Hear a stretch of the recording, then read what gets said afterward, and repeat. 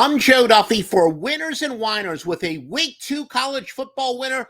Of course, Week 1 was pretty typical for me. Went 16-10 overall, or I should say Week 0 and Week 1 combined, 16-10 in college football. Of course, that's fresh off of 12-7 in the preseason.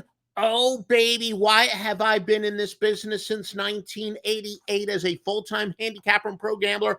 One of maybe 5 people who can actually say that.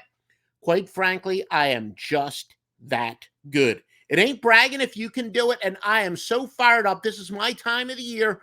Already a huge weekend up. Thursday and Friday, I have NFL sides. Remember, yes, we've got an NFL side this Friday, plus a college football side. Saturday, staggering 5 wise guy plays among 18 winners in college football. And Sunday, NFL best bet of the week among 5 wise guy plays, 4 majors. This includes the greatest system in the history of sports. I literally have a 44-1 system that goes this weekend in the NFL. Best system in any single sport. And it's all from Joe Duffy's picks at Winners and Whiners. Check in now, folks. I do have a free winner for you for this weekend. It is to go with Michigan State plus the 9.5 against Maryland. This is using a metric that is somewhat surprising in that 90% of my systems, probably 95% of my systems, would fit under the umbrella of being counterintuitive. This is one that's actually more intuitive. When you have a pretty large underdog with a fairly low total in conference play, it is a very solid pick, 437, 321, and 23. And again, it makes perfect sense. The odds makers are telling you it's going to be a low-scoring game. Points are going to be tough to come by. Now, why is this the exception to the rule? You always got to be one step ahead of the squares and really one step ahead of the bookmakers, really. That we know that the bookmakers have to adjust to the public perception.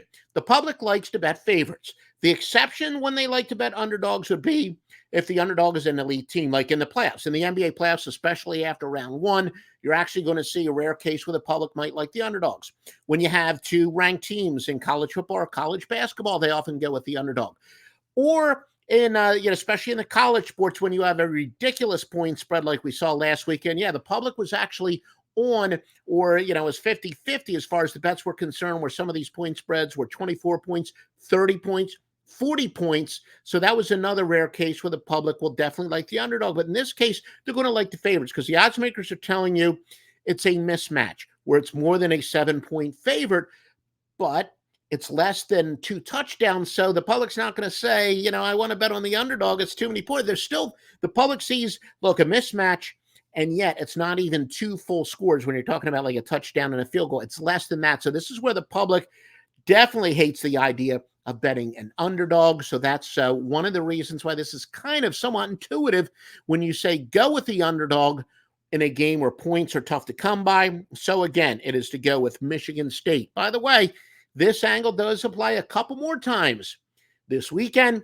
Maybe I'll give them to you as free picks. It's not my best system. Far and away, not my best. I have a couple other tremendous systems that are even better that apply this weekend. Make sure you visit Joe Duffy's Picks at Winners and Whiners for the sharpest plays in the world. The picks of the pros right here from Joe Duffy's Picks.